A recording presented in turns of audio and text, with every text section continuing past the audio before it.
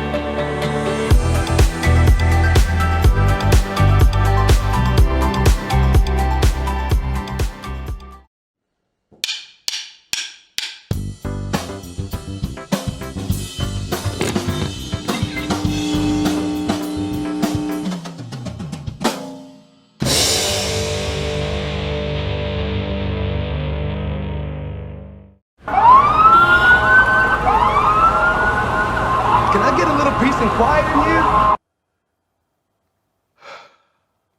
I gotta be honest.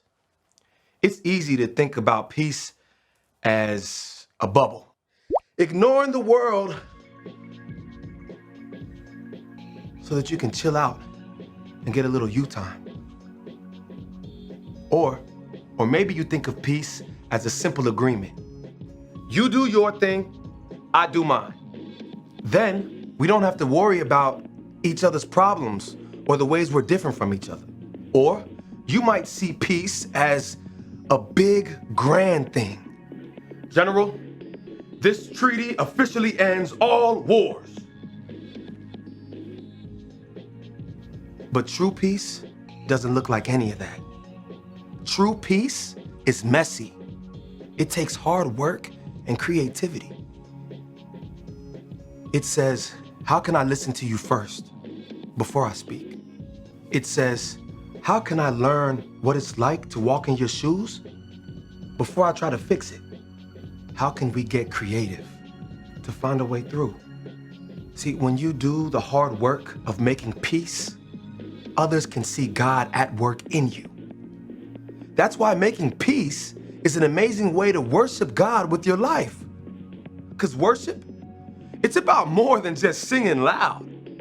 It's all about living loud.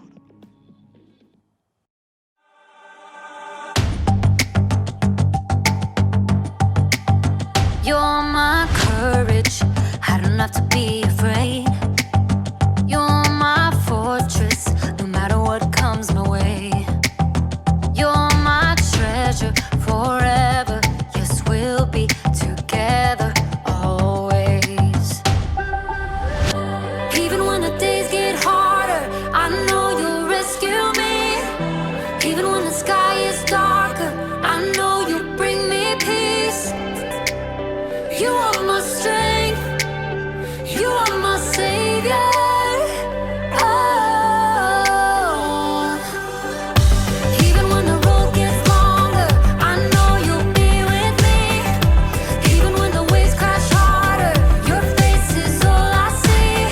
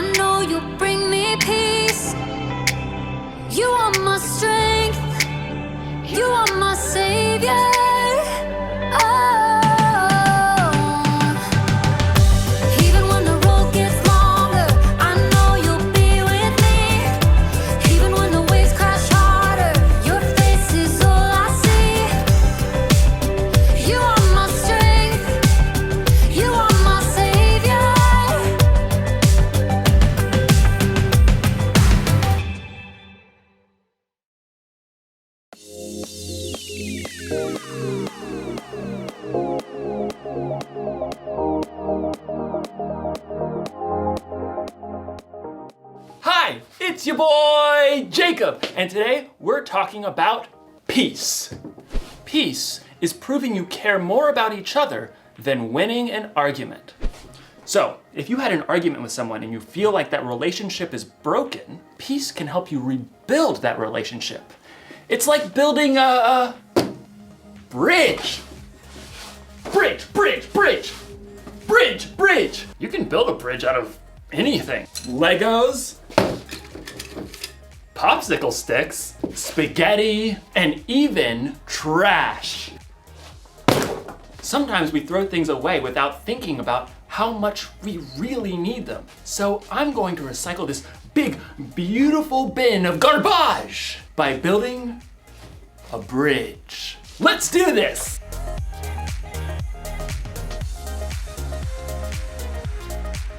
It's alive! Now we just need some glue. Glue. Oh! Glue stick. That should work, right? Everything you build needs the right kind of glue to hold it all together. Without the right kind of glue, everything can kind of fall apart. Now, ladies and gentlemen, I present to you the Recycle Bridge.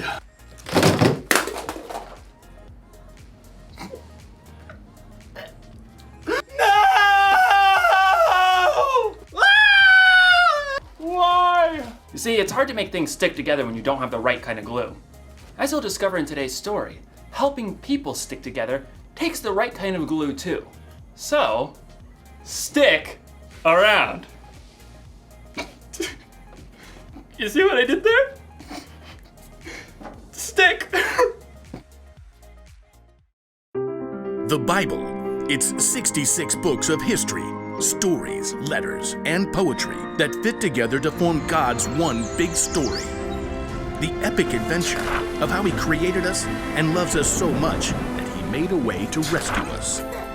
As we travel through the Bible, from Genesis to Revelation, we discover people who met God and found their lives changed forever. Now, for an amazing story, inspired by the book of Colossians, chapter 3, verse 15. In a letter written to the Colossian church, the Apostle Paul wrote, "Let the peace that Christ gives rule in your hearts. As parts of one body, you were appointed to live in peace and be thankful." Now let's see what that truth may look like played out in our lives today. Katie wiped the sweat from her forehead and took a long drink from her water bottle. How is it this hot in April? She looked back at the long patch of scrubby ground on the corner lot by Miss Watson's house. Her friends, Caleb and Nona, were both pulling weeds too. I thought we'd be done before lunch. It'll take us days to clear out all this brush. All three kids lived in the same neighborhood and were in Mr. Benson's 7th grade social studies class. It had been Katie's bright idea to start a neighborhood garden for their community service project. Well, we have to finish, unless you want to fail social studies. Even though the friends had been working for a couple of hours already, they'd only cleared the brambles from a small patch of land at the corner. Even when we finish pulling weeds, we still have to dig up the dirt. Yeah, and plant the seeds and water them and stuff. Look, we just need to get it done. I really want an A, okay? Let's use what we've cleared so far and pick one thing to plant. Sunflowers. What? They're big. They're bold. They'll brighten up the whole neighborhood. I don't want to plant flowers. Katie did a quick search on her phone for backup. Plus, you aren't supposed to plant sunflowers until summer. That's a big fat fail for class. Well, it feels like summer. We should plant a pumpkin patch. I mean, how awesome will it be to have all the little kids come right here to get their pumpkins in the fall? That's like half a year away. You guys. Plus 2 words, pumpkin pie. 2 more words, is disgusting. Katie jumped right between her sparring friends. You guys, we need something easy that will actually grow now before the end of the school year. I looked it up. She held up her phone and showed them a picture of small flowers with viney green stalks.